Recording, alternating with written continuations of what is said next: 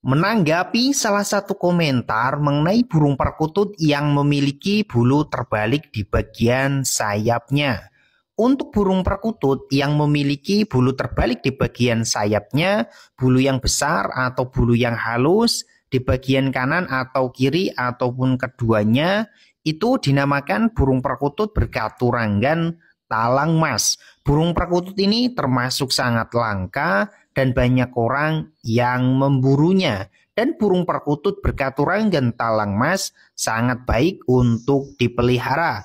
Mitos atau pamor burung perkutut berkaturanggan talang mas dipercaya memiliki tuah, sang pemiliknya akan terus dialiri rejeki dan akan mendapatkan rejeki yang melimpah. Itulah nama dan mitos burung perkutut yang memiliki bulu terbalik di bagian sayapnya.